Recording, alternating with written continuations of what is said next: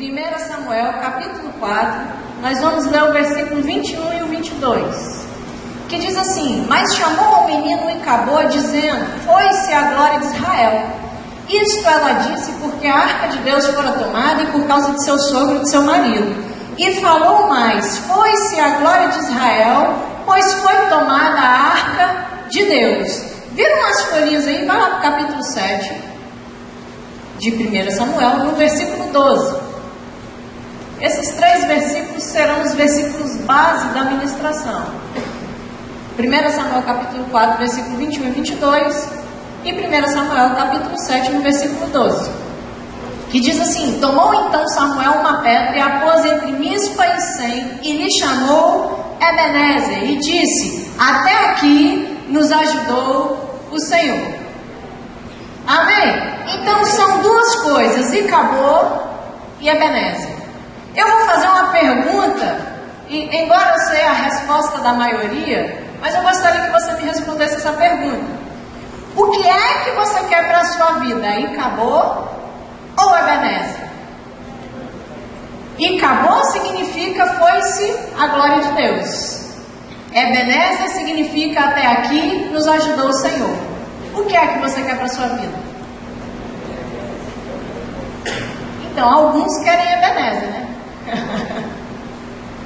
Eu vou te dar uma nova oportunidade. Irmãos, o que é que você quer para a sua vida? Icabô ou Ebenezer? Cabe a nós, irmãos, decidirmos aquilo que nós queremos para a nossa vida. Se nós queremos a glória de Deus ou não.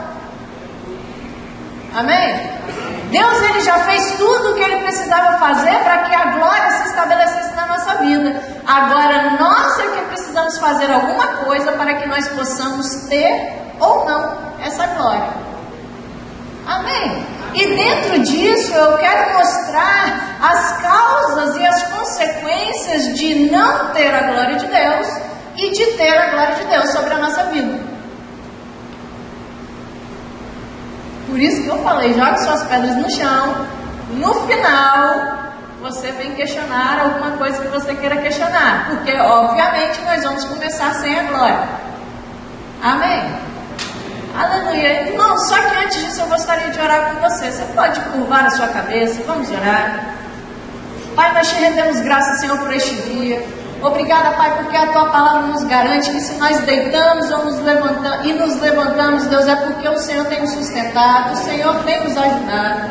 Pai, nós te louvamos e nós te engrandecemos, porque só o Senhor é digno de ser louvado, só o Senhor é digno de ser engrandecido, Pai, e só o Senhor é digno de toda honra, de toda glória e de todo louvor. Senhor, que eu seja a boca do Senhor nessa noite, Pai, que eu venha falar somente aquilo que está no seu coração e não aquilo que vai proceder de mim mesmo.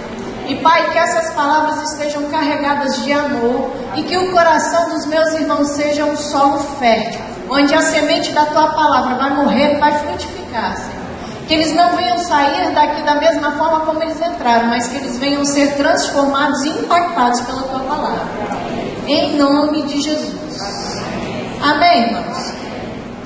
Então nós vimos que Icabô, ela é a glória de Deus sendo retirada do meio do povo. E vimos que Ebenezer foi quando a glória do Senhor voltou para estar no meio do povo. Só que nós precisamos entender o contexto dessa história para a gente entender o porquê que as coisas aconteceram. Você pode voltar umas folhas e ir para 1 Samuel no capítulo 2, no versículo 12.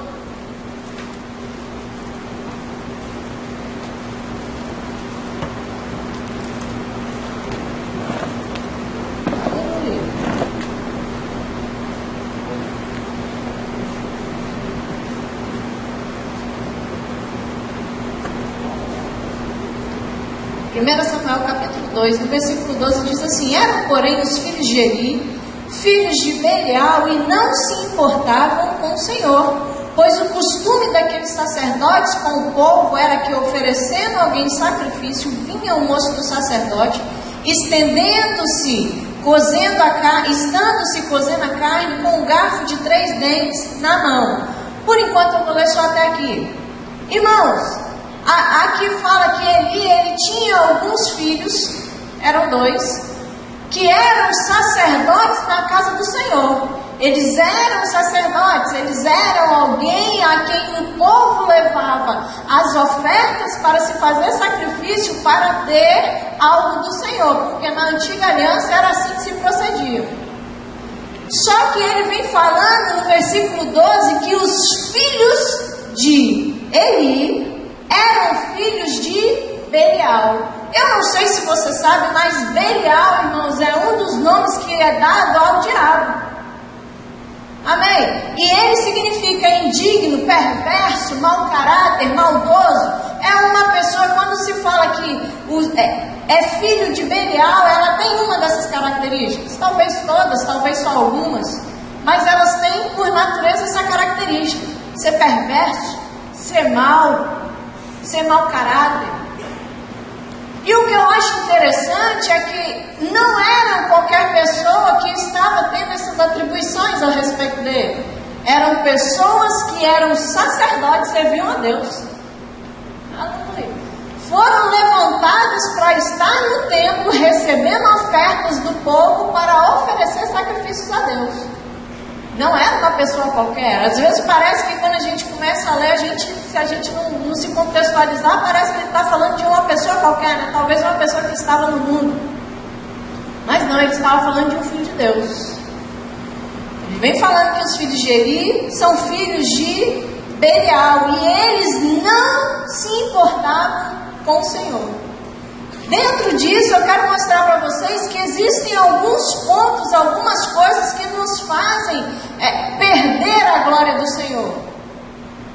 Irmãos, Deus, como eu disse no início, Ele já deu para nós tudo aquilo que Ele tinha que dar, que foi Jesus, o seu Filho.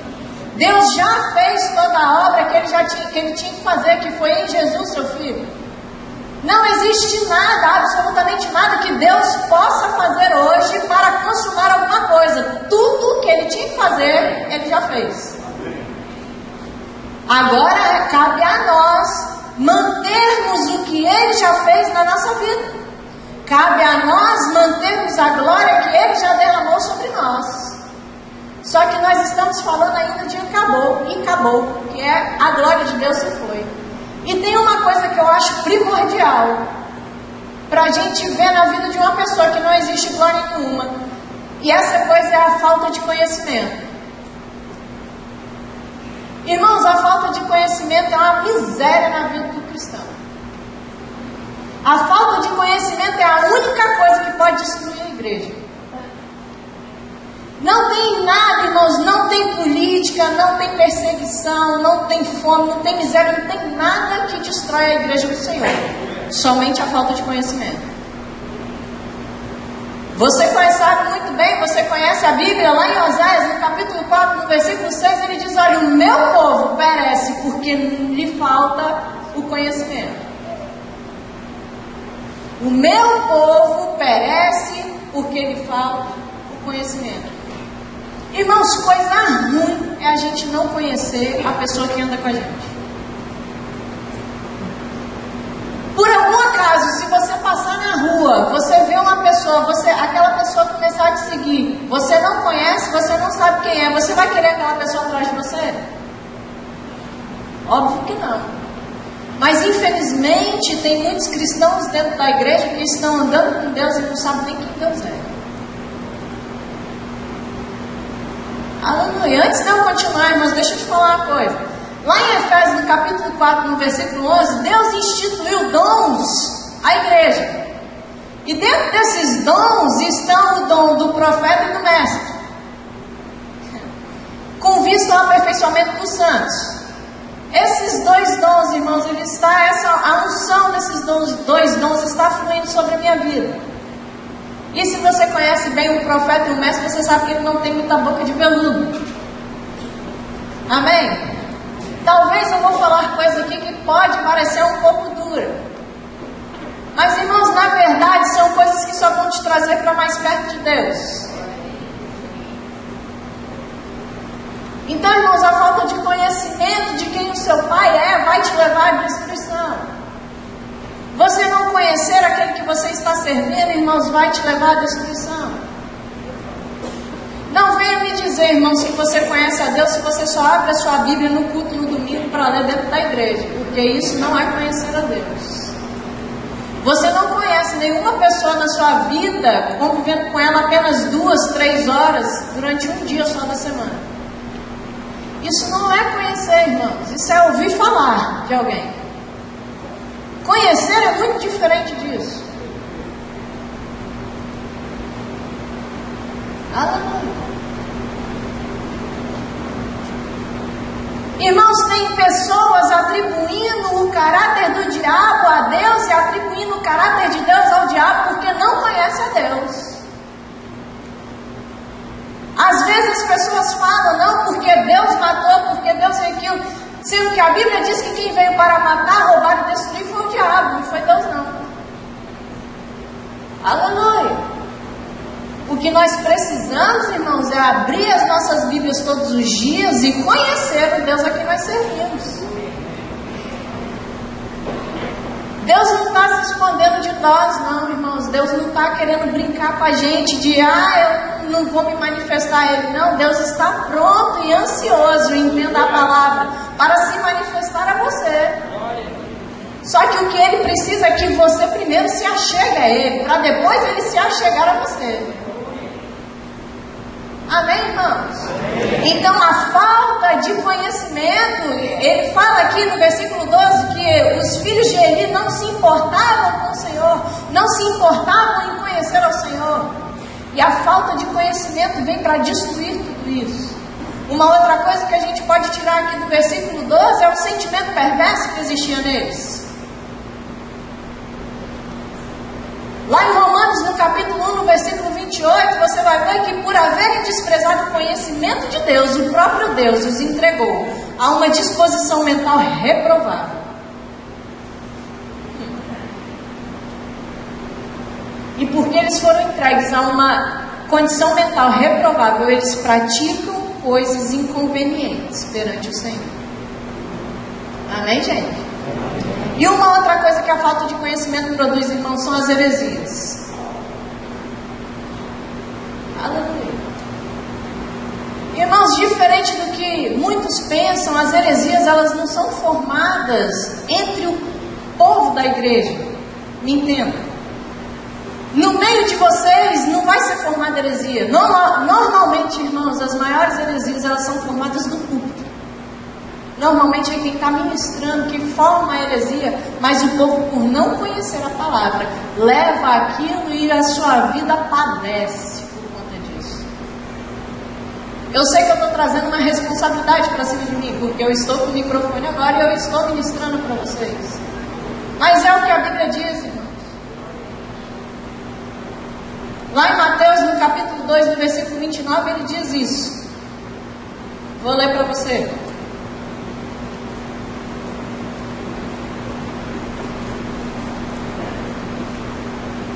Olha só, lá em 1 Samuel, no capítulo 2, no versículo 13, o que ele continua dizendo: pois o costume daqueles sacerdotes com o povo era que, oferecendo a alguém sacrifício, vinha o moço do sacerdote, e estando-se cozendo a carne com um garfo de 3 dentes na mão, metia-o na caldeira, ou na panela, ou no tacho, ou na marmita, e tudo quanto o garfo tirava, o sacerdote tomava para si. Assim se fazia a todo Israel que ia ali a Siló. Também antes de se queimar a gordura, vinha o moço do sacerdote e dizia ao homem que sacrificava: dá essa carne para assar ao sacerdote, porque não aceitará de ti carne cozida, senão crua. Se o ofertante lhe respondia: queime-se primeiro a gordura e depois tomarás quanto quiseres. Então ele lhe dizia: não, porém, hás de me dar agora, senão eu tomarei a força.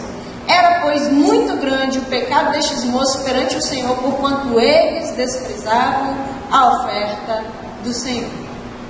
O que está acontecendo aqui? O que nós acabamos de ler? Deus falava para o povo, para os sacerdotes, que toda a gordura do sacrifício, ela tinha que ser queimada. Só que, irmãos, era da prática, do costume daquele tempo, que os sacerdotes ficassem com uma parte das coisas que eram levadas para serem oferecidas ao Senhor. Era como se fosse o pagamento dos sacerdotes, vamos colocar assim. Mas era só uma parte. O restante tinha que queimar totalmente. Era isso que o Deus estava dizendo aqui para eles.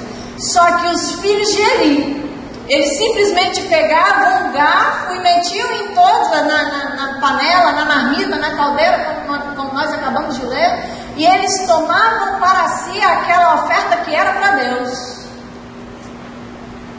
Ou seja, eles estavam tomando para eles aquilo que Deus estava falando: olha, isso aqui é para mim. E se o povo não entregasse de boa vontade, ele ainda falava: se você não me der, eu vou tomar a força. Tem condições, irmãos, da glória do Senhor permanecer num lugar assim? Só que, infelizmente, quando eu vou falar de igreja, que algumas vezes, igreja eu estou generalizando, amém, irmãos? Eu não estou falando necessariamente a igreja aqui, eu estou falando a igreja num contexto geral. Infelizmente, a igreja, ela tem tomado para si algumas coisas que são de Deus.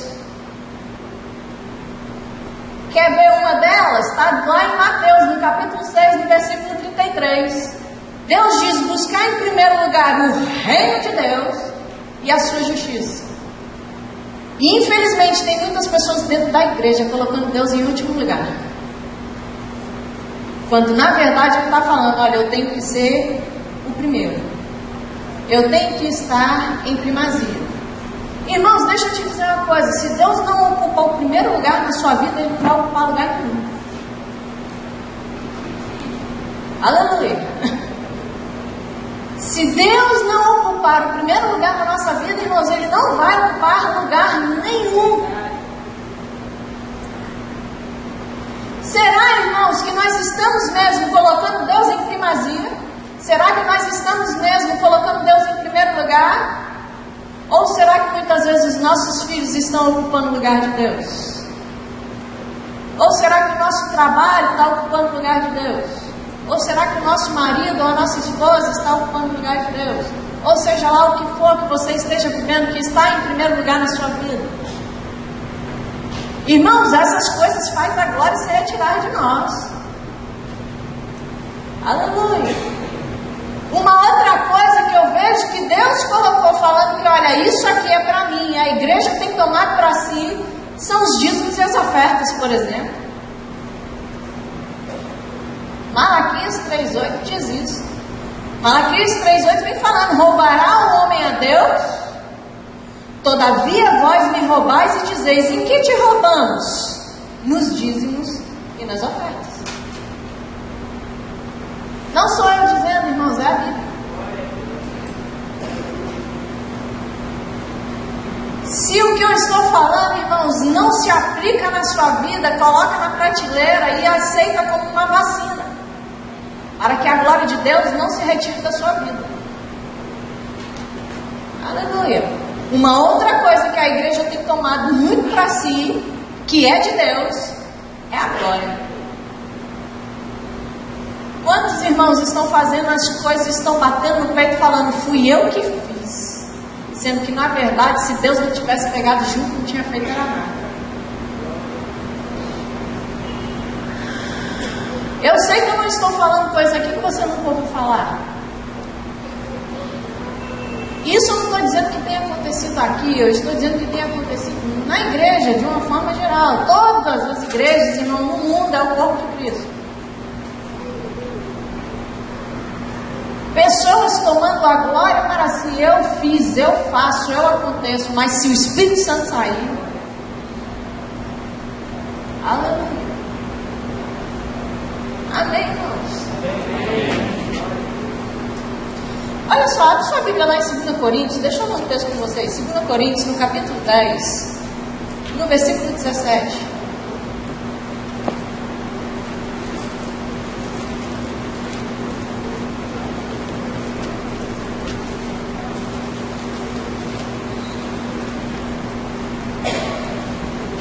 Você está em 2 Coríntios? Você pode me perdoar aí para Isaías? Isaías capítulo 42, versículo 8.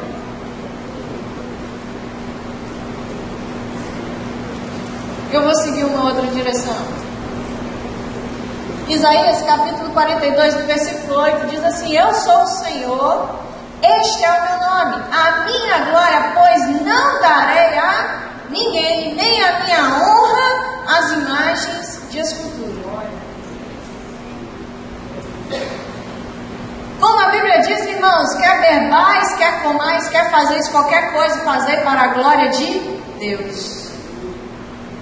É melhor, irmãos, você diminuir e ele crescer. Ainda que tenha sido você fazendo, irmãos, é melhor você dar glórias a Deus do que você ficar sem a glória de Deus. Amém? Uma outra coisa que faz a glória de Deus sair, irmãos, volta lá para 1 Samuel, por favor. No capítulo 2, no versículo 17.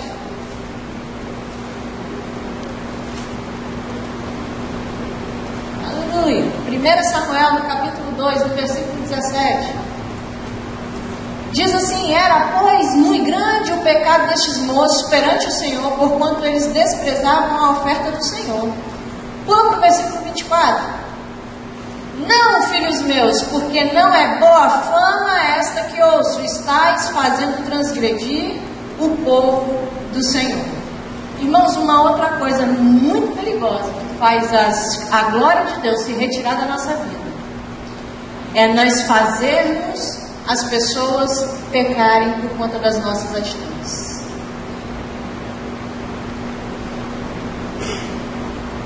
Irmãos, às vezes a gente pensa que uma coisinha ou outra são coisas bobas, são coisas pequenas, são coisas que não estão influenciando, mas na verdade estão induzindo as pessoas a pecarem. Quer um exemplo? Quando você está naquele almoço de família, toda a família reunida, e você começa a falar mal da sua liderança, e você começa a falar mal do irmão dentro da igreja, você começa a falar mal da igreja, das coisas da igreja. Irmãos, aqueles que estão te ouvindo, você está induzindo eles a pecarem.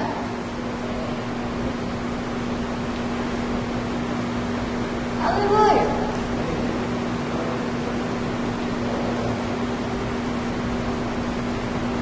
Parece não ser nada, não estou falando tão, né? O que eu estou falando não é tão grave assim. Mas, irmãos, Romanos, no capítulo 13, no versículo 1, diz que toda a autoridade, ela é instituída por Deus. Independente se ela tem vínculo com Deus ou não, está no cargo de autoridade, foi Deus que instituiu. Querendo ou não, irmãos, ela está interligada a Deus por conta do seu cargo de autoridade.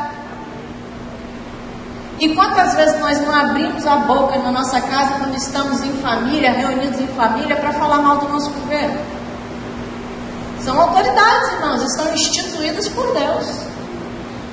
Estejam eles certos ou errados. Aleluia. Nós não fomos chamados, irmãos, para julgar ninguém. Nós não fomos chamados para falar mal de ninguém. De fato, Pedro fala lá na sua carta, lá em 1 Pedro, no capítulo 4, no versículo 8, que o amor encobre multidões de pecados. Será que nós estamos amando as pessoas ao ponto de encobrir o pecado que está sobre ela? Ou será que nós estamos fazendo como os filhos de Noé, que ridicularizaram o seu pai? Os filhos não, né? Somente um. Canaã, que ridicularizou o seu pai e fez a saber todo mundo que estava fora da tenda o que seu pai tinha feito. Aleluia. Isso tudo é Bíblia, irmãos. Eu não estou falando nada de mim. Cuidado com o que você tem feito na sua casa. Cuidado se você tem falado mal da sua liderança. De liderança não se fala, irmãos. De liderança se ora. Esteja de certo ou errado, ele vai prestar conta a Deus daquilo que ele está fazendo. Amém, gente? Amém. Ou ai de mim. Aleluia. Vou dar um outro exemplo. E agora eu quero fazer uma explanação geral a respeito disso. Primeiro eu vou pegar as mulheres, amém? Depois eu pego os homens. Mulheres, deixa eu te dizer uma coisa. Lá em Romanos, no capítulo 6, no versículo 13, Paulo diz que nós não devemos oferecer o nosso corpo para o pecado. Parafraseando, você pode anotar aí e ler depois. Nós devemos cuidar dos membros do nosso corpo e não levar a ninguém a pecar por conta disso. Hoje parece que existe uma competição dentro da igreja para descobrir quem é a mulher mais sensual, né? Por conta das suas roupas. Se não serve para você, irmãos, eu volto a dizer, coloque numa prateleira e tome como assim, irmãs. Mas é impressionante como que as mulheres hoje estão se vestindo de uma forma querendo atrair para si, para o seu corpo, os olhares dos homens. Aleluia! E acha isso a coisa mais linda. Mas, irmãs, deixa eu te dizer uma coisa: o homem que olha para o seu corpo, ele não está interessado em você, ele está interessado somente no seu corpo. Um homem espiritual, irmãs, um homem que vai te conduzir a Deus, que vai te apresentar a Deus como Jesus fez, uma noiva santa, pura, sem ruga, imaculada, ele não está interessado nessas coisas. Embora atraia ele sim, mas esse não é o foco dele. Ele não vai olhar para o seu corpo primeiramente falando, ele vai olhar para a sua vida com Deus. E que os homens me corrijam se eu estiver errado. É impressionante, irmãos, como que a mulher deixou de ser escrava patriarcal para ser escrava da sensualidade hoje em dia. Eu não sou contra, irmãs, você fazer uma plástica, você colocar silicone, colocar o que você quiser. Não sou contra, muito pelo contrário, fique bonita mesmo. Agora, eu sou totalmente contra a sensualidade dentro da igreja. Isso eu sou. Não precisa dessas coisas. Agora, de contrapartida, homens, a sensualidade da mulher não está nas vistas como dos homens, mas está na audição. E está assim, irmãos, de homens dentro da igreja, atacando as mulheres com as coisas que eles têm falado. Ultimamente não estão nem respeitando mais se é casado ou se é solteiro. Parece que o negócio banalizou geral, né? Isso faz, irmãos, com que a glória de Deus se retire do nosso meio, se retire da nossa vida. Amém? Você está me amando ainda? Amém. Continua me amando, viu? Olha só, lê comigo lá em 1 Samuel, no capítulo 2, no versículo 22. Era, porém, Eli já muito velho, e ouvia tudo quanto seus filhos faziam, e todo Israel, e de como se deitavam com as mulheres que serviam à porta da tenda da congregação. Esse é um outro ponto muito importante e tem atingido muito a igreja. O que ele está dizendo aqui, em outras palavras? Omissão. Ele sabia o que os seus filhos estavam fazendo e não os repreendeu. Omisso.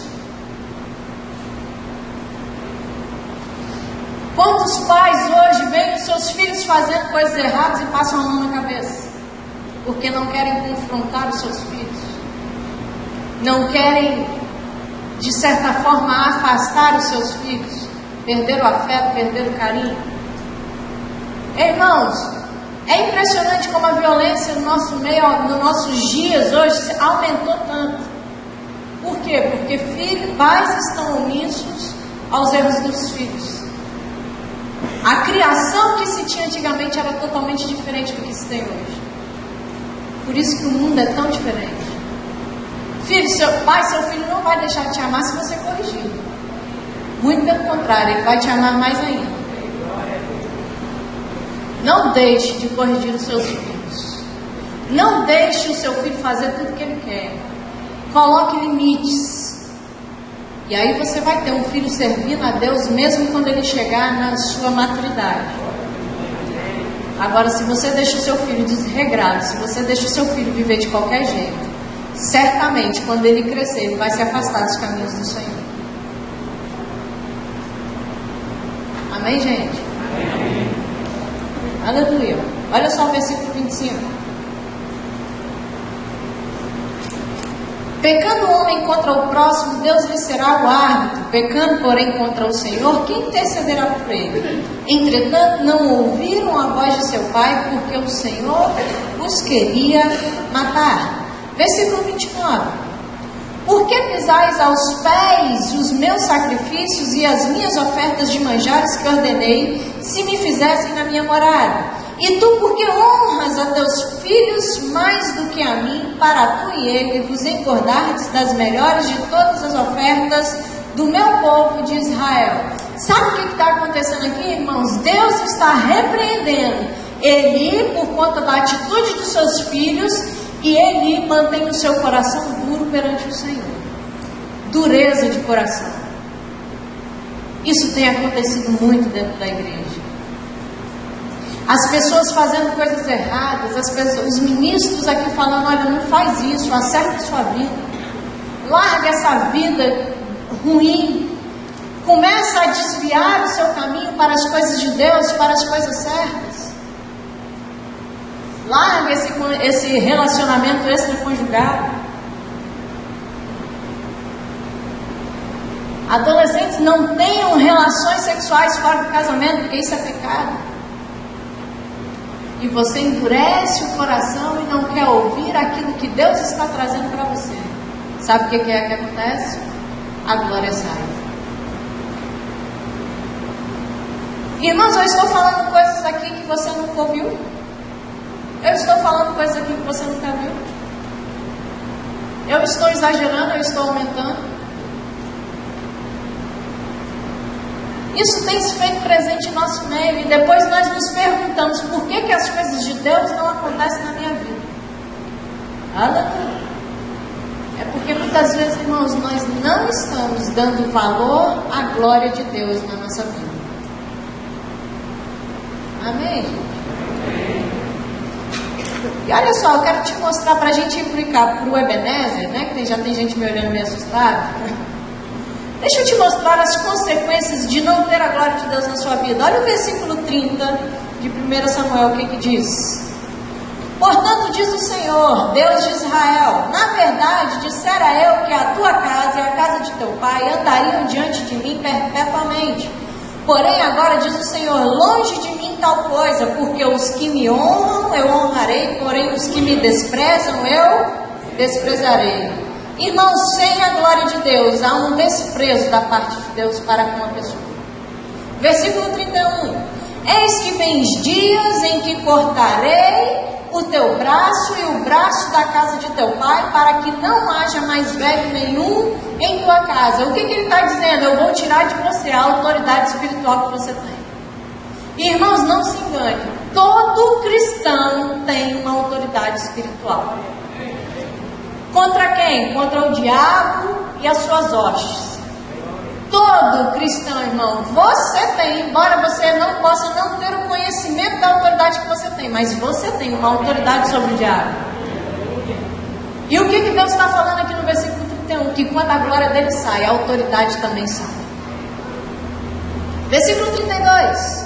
E verás o aperto da morada de Deus, há um tempo convém que fará Israel, e jamais haverá velho em tua casa. O que ele está querendo dizer? Vai morrer cedo. Vai ter a sua vida ceifada cedo. Versículo 33. O homem, porém, a tua linhagem, a quem eu não afastar do meu altar, será para te consumir os olhos e para te entristecer a alma. E todos os descendentes da tua casa morrerão na flor da idade. 35. Então suscitarei para mim um sacerdote fiel, que procederá segundo o que tenho no coração e na mente. Edificar-lhe-ei uma casa estável e andará a ele diante do meu ungido para sempre. O que ele está querendo dizer aqui? Substituição. Um lugar que era para você ocupar, outro vai ter que ocupar no seu lugar.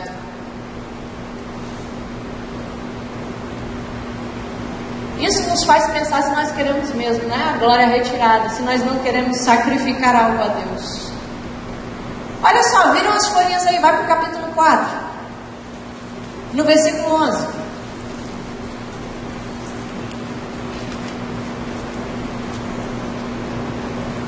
Diz assim: foi tomada a arca de Deus e mortos os dois filhos de Eli, cujo nome era Hofni e Finéias.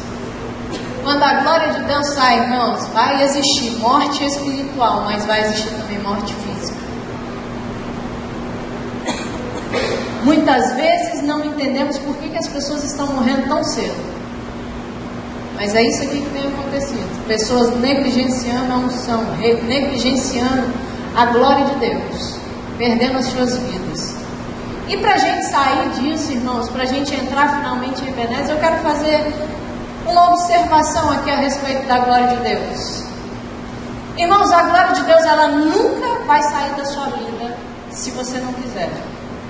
Deus nunca vai tirar a sua glória porque Ele simplesmente quer. A glória, ela sempre vai estar condicionada às suas ações e às suas decisões. Irmãos, deixa eu trazer uma boa nova para você. Deus, Ele não é um Deus bipolar. Ele não dá e tira. O que Deus te dá, irmãos, você vai levar para o resto da sua vida. Você só não vai ter mais a partir do momento que você não quiser. Quem vem para tirar alguma coisa de você, irmãos, não é Deus, é o diabo. O que Deus dá, ninguém tira. Independente do que seja. Agora, as suas atitudes podem fazer você perder o que Deus te deu. Amém, gente? Amém. Gálatas 6, no versículo 7, é muito claro isso.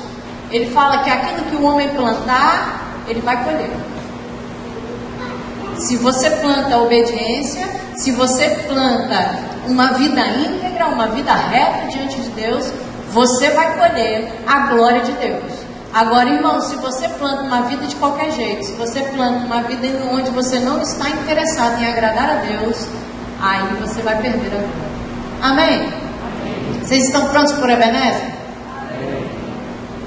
Mais ou menos, né? Só que olha só, antes da gente ir para Ebenezer, deixa eu só te mostrar uma coisa. No capítulo 2 de 1 Samuel, no versículo 27, é uma coisa muito importante.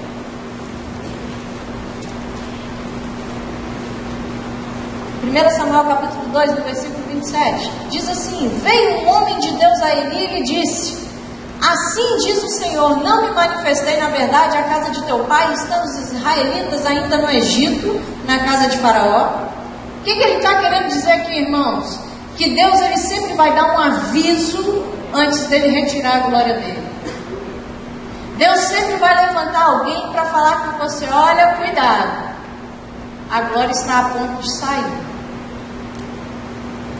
Irmãos, eu não sei você, eu não sei as pessoas que passaram pela sua vida até hoje, até o momento em que você entrou aqui nessa igreja, mas eu posso te dizer, Deus me enviou para te dar um aviso: cuidado, porque você pode estar muito perto de perder a glória dele se você continuar com as atitudes erradas. Amém, gente? Agora você pode me perguntar: mas Liliane, é possível viver uma vida reta, íntegra diante de Deus, do jeito que estão as coisas hoje, do jeito que o mundo anda? É. Você está no capítulo 2 de 1 Samuel, não está? Olha só o que diz no versículo 18. Samuel ministrava perante o Senhor, sendo ainda menino, vestido de uma estola sacerdotal de linho. Versículo 26. Mas o jovem Samuel crescia em estatura e no favor do Senhor e dos homens. Irmãos, se você for ler todo o capítulo, você vai ver que Hofni, Finéias e Samuel, eles conviviam no mesmo lugar, fazendo as mesmas coisas. Hofni e Finéias decidiram roubar do Senhor e viver uma vida perversa diante do Senhor. Mas Samuel decidiu viver uma vida para agradar a Deus, mesmo diante de situações adversas. Isso mostra, irmãos, que se ele, vivendo numa aliança inferior à que nós vivemos hoje, ele conseguiu agradar ao Senhor, mesmo num lugar adverso, nós também podemos. O seu trabalho, irmãos, não vai ser parâmetro para te parar, basta você querer. A sua faculdade, a sua escola, as pessoas que convivem no seu meio, mas Liliane, você não conhece minha família. Também não precisa conhecer. Se você quiser, irmãos, você pode agradar a Deus sim. com as suas atitudes. Você não precisa se igualar às pessoas que estão no mundo. Amém? Aleluia. Vamos para a Ebenezer. Vai lá para 1 Samuel, no capítulo 7. Nós já estamos acabando, amém? No versículo 3.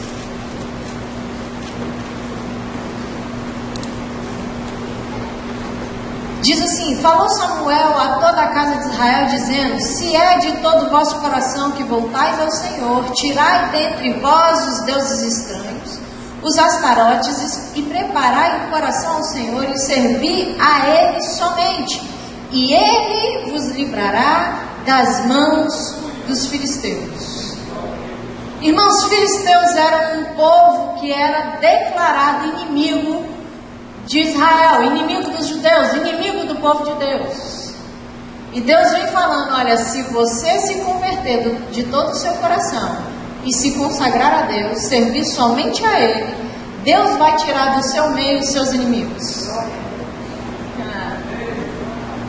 Irmãos, eu não sei o que é que te persegue, eu não sei o que é que está te incomodando, eu não sei quem é que está afligindo a sua vida, mas a Bíblia é muito clara: se nós decidirmos, se nós nos consagrarmos, se nós servirmos somente a Deus, Ele vai retirar os inimigos. Amém, gente? Versículo 6 de 1 Samuel capítulo 7. Congregaram-se em Mispa, tiraram água e a derramaram perante o Senhor, jejuaram aquele dia e ali disseram: pecamos contra o Senhor. E Samuel julgou os filhos de Israel e de Mispa.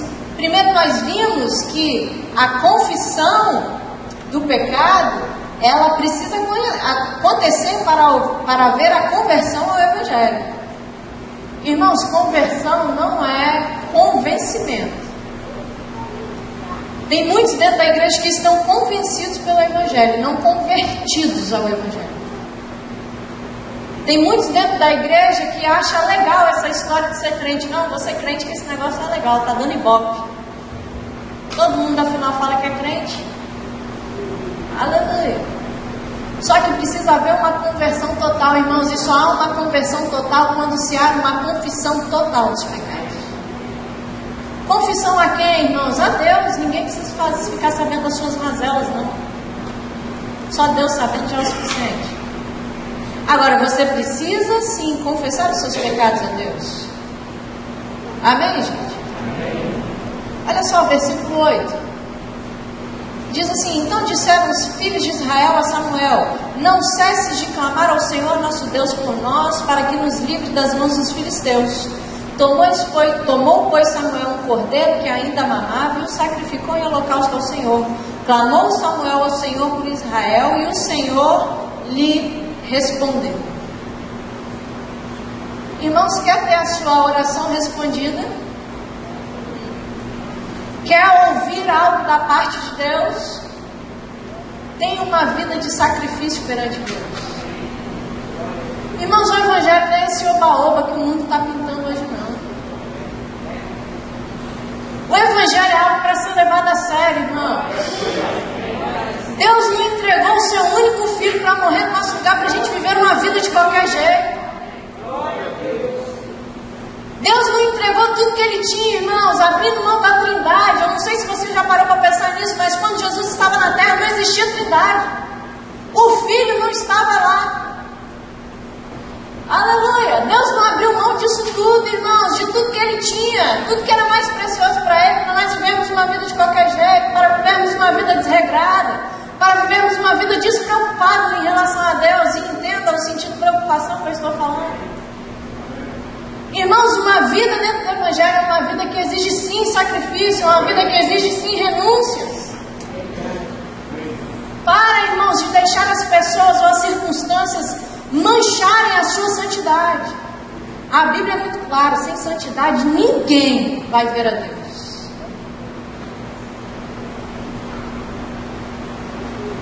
Renuncia àquilo que sacrifica, àquilo que é peso, aquilo que é dano, para que você possa ter uma vida íntegra perante o Senhor. Renuncia àquilo que te afasta de Deus. Irmãos, existe uma frase que eu carrego para mim, na minha vida, é meu alvo, eu sempre tenho isso em mente. E nada nem ninguém vai poder mudar isso dentro de mim. Eu quero compartilhar com você, porque você pode ser abençoado com isso. Deixa eu te dizer uma coisa, irmãos, entre você e Deus não cabe mais ninguém. Entre você e Deus não cabe marido, entre você e Deus não cabe filho, entre você e Deus não cabe nada, não cabe ninguém, irmãos. Não deixe ninguém se colocar entre você e Deus. Viva esse evangelho intensamente, irmãos. Deus está pronto para responder às suas orações. Deus está pronto para ter uma vida de intimidade com você. Deus está pronto para se revelar a você, irmãos. Mas se achegue a Deus com integridade. Se achegue a Deus com interesse, irmãos. Se preocupe em conhecer mais de Deus, em conhecer o caráter de Deus, em saber quem Ele é, como Ele age, como Ele faz. Sabe por que o evangelho está tão escandalizado, irmãos? Porque as pessoas que foram chamadas para ser sal da terra e luz do mundo não estão salgando a terra e não estão sendo a luz nas trevas.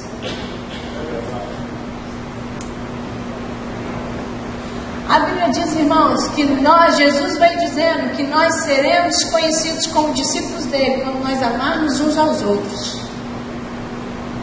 Aí sim o mundo vai saber que nós procedemos dele. Só que, irmãos, as pessoas hoje em dia estão cada vez mais vazias de amor.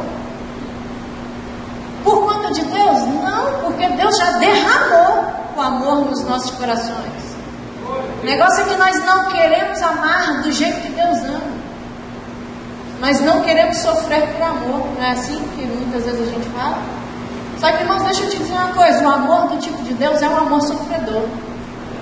Paulo diz em 1 Coríntios, no capítulo 13, isso. Que o amor tudo sofre, tudo crê, tudo espera, tudo suporta.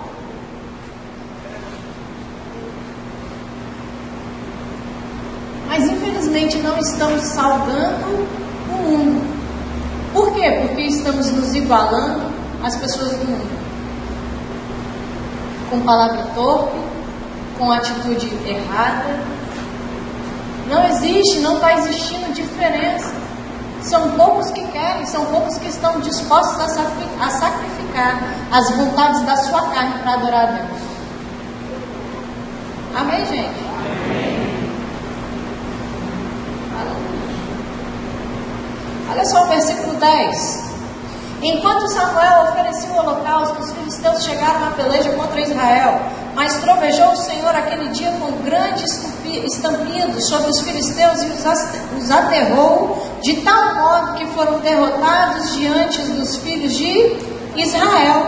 Irmãos, se você tem a glória de Deus, se você tem um Ebenezer sobre a sua vida, o sobrenatural de Deus vai se manifestar a seu favor. Versículo 13. Assim os filisteus foram abatidos e nunca mais vieram ao território de Israel, porquanto foi a mão do Senhor contra eles todos os dias de Samuel. Mais uma vez mostrando que se você tem a glória, os inimigos fogem. Aleluia. Versículo 14. As cidades que os filisteus haviam tomado a Israel foram-lhe restituídas, desde Ecrom até Gate, até o território delas, arrebatou Israel das mãos dos filisteus e houve paz entre Israel e os amorreus. Você quer a glória, irmãos? Você vai ter a restituição de Deus para a sua vida. Eu não sei o que o diabo ou alguém já tomou de você, mas, irmãos, quando a glória chega, a restituição chega. Amém, irmãos? E para concluir, deixa eu te fazer um resumão do que a gente acabou de falar. Em acabou, você está sozinho. Em Ebenezer, Deus está com você. Em acabou a tristeza. Em Ebenezer, a alegria. Aleluia. Em acabou, irmãos, você vai ter dificuldades. Em Ebenezer, você vai ter bonança. E acabou, você vai ver que não tem glória. A glória sai, em Ebenezer a glória fica. Aleluia. Irmãos, em Acabou tem morte, em Ebenezer tem vida. Em Acabou tem maldição, em Ebenezer tem bênção. Em Acabou tem derrota, em Ebenezer tem vitória. Deus tem uma vitória para você. Deus, na verdade, já te fez mais do que vencedor. Cabe a você ficar com a glória ou não.